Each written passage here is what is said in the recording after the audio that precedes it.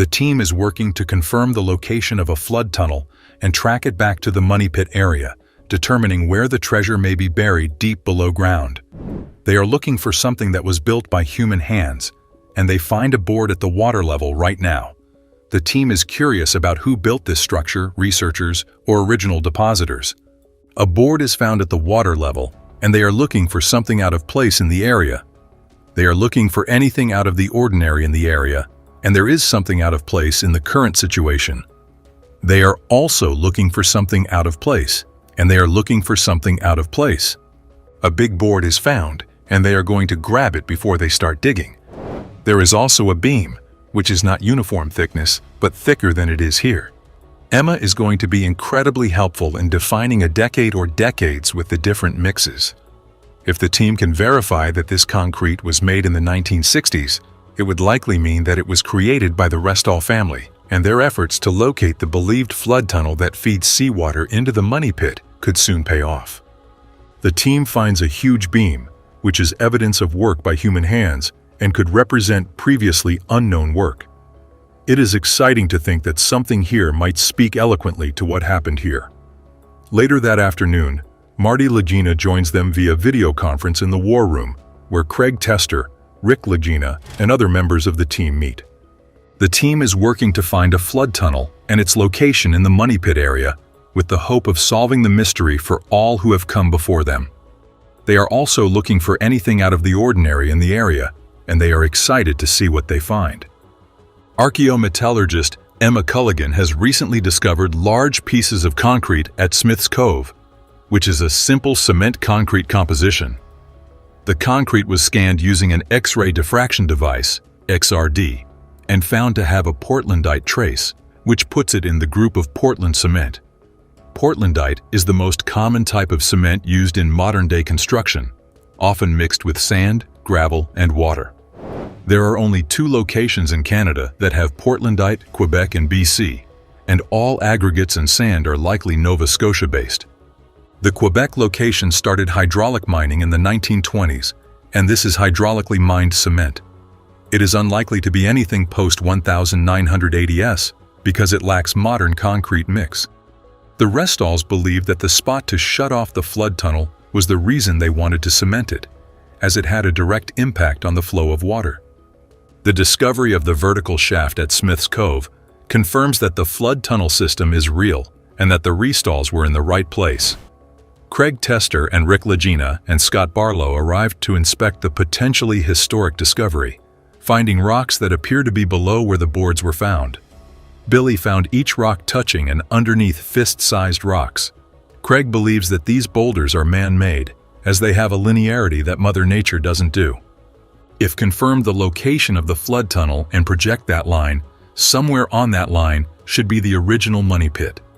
This story has endured and continues to be fascinating due to the well-engineered, well-thought-out, and cogent application of money, time, material, and effort. The only thing left to do is to continue digging. That other day, Peter Fornetti and metal detection expert Gary Drayton are searching through spoils from a mysterious rounded stone foundation on Lot 5. The team has uncovered valuable 17th-century Venetian trade beads, a mortar-like material matching soils recovered from over 100 feet deep in the money pit area, and iron tools scientifically linked to Sir William Fipps, a 17th-century English politician and naval officer who is believed to have buried a massive hoard of Spanish silver on Oak Island in 1687. One of the artifacts found on Lot 5 could be an integral part of the story on Oak Island. A copper belt plate was discovered, possibly connected to the iron tools found in the nearby foundation on Lot 5. If there is any military insignia or regimental numbers on the plate, it might tell us who created the feature and possibly buried valuables in the money pit. The team plans to put the plate in a bag and find answers back at the lab. They are excited to hear Emma's report about the discovery and continue their search. Later that morning, Craig and other team members meet with blacksmithing expert Carmen Lega, who has come to examine the mysterious copper plate found 1 day ago. The Oak Island team has discovered a copper plate in the spoils from the round feature on Lot 5. Archaeometallurgist Emma Culligan analyzed the artifact using the Skyscan 1273 CT scanner and X-ray fluorescence spectrometer to identify its composition, which could help determine when it was created. The copper alloy, consisting of copper, zinc, iron, lead, and arsenic, is believed to predate the discovery of the money pit by more than a century. The team believes that Sir William Fipps, who discovered the Concepcion, may have been on Lot 5 doing something. Many people are familiar with Phipps's discovery of the Concepcion in 1687, and some of the treasure from the Concepcion was secreted to Oak Island. Thanks to the research of 32 N-degree Freemason Scott Clark, the team has found a prime suspect for who may have been behind the 230-year-old mystery, Sir William Fipps. In 1687, the English politician and naval captain made 2 successful salvages of the famed Spanish treasure wreck known as the Concepcion, which sank off the coast of the Dominican Republic in 1641. After recovering over 34 tons of the valuables during his first mission, Fipps returned to the wreck with the help of a Freemason named Captain Andrew Belcher, who delivered less than 5 additional tons of treasure to the English crown. Clark strongly believes that Belcher and his comrades were actually transferring treasure from the Concepcion to the Oak Island area. If the team can prove that Sir William Fipps and Andrew Belcher are connected to the rounded feature on Lot 5, it could also explain who constructed the vault in the swamp, where former landowner Anthony Graves may have discovered a cache of Spanish silver. If so, might that reveal who created the Eye of the Swamp as a secret calling card? The team acknowledges that finding more vaults in the swamp or on Lot 5 could be proof, but there is still more work to be done. The discovery of more vaults in the swamp or on Lot 5 could be a little bit of the treasure. Metal detection expert Gary Drayton and his nephew Alex Lagena are searching for additional clues to solve the Oak Island mystery. The team has recently recovered metal ship spikes in the area that predate the discovery of the money pit in 1795, as well as a 14th century lead cross, which may be connected to the Christian military order of the Knights Templar. The team is excited about the potential of the artifacts trapped under the giant rock in Smith's Cove. They need to dig quickly because the rocks keep filling back in, making it difficult to find them. They decide to bring more shovels and expand the hole to dig out the artifacts. At the depth of the hole, they discover a large, heavily encrusted metal object beneath the shoreline of Smith's Cove. The object is believed to be a big iron conglomerate coming off a wreck. Archaeologist Laird Niven and archaeometallurgist Emma Culligan have been analyzing the large iron object and have successfully removed corroded materials from its surface. The object is found to be a cast iron stove door with a starburst design similar to the button found in 2023 in the stone feature on Lot 5.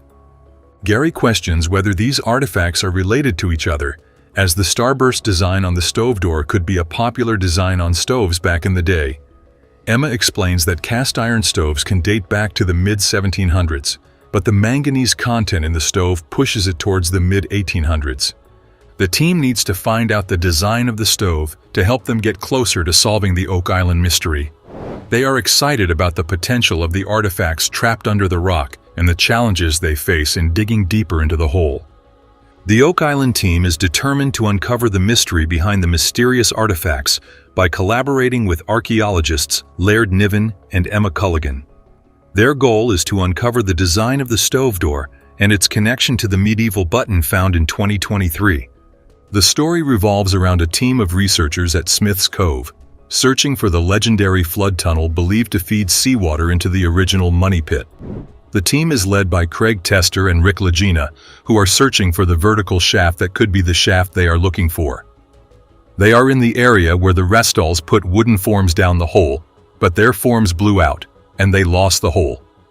The team is finding wood and metal detectors, which they believe could be proof of the shaft construction. They also find a modern nail, which they believe is the Restall shaft. This modern nail could offer an important clue that the team may be close to finding the wooden frame or forms built by the Restall family in 1961 when they poured concrete into the vertical shaft. As they continue digging in Smith's Cove, they find traces of the Restall's activity, such as a broken spike and a rounded, beveled point.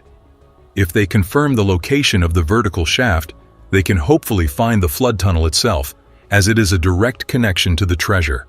The next 5 to 10 feet will provide more information about the location of the money pit in Smith's Cove. The team is determined to continue digging and finding clues to the location of the money pit.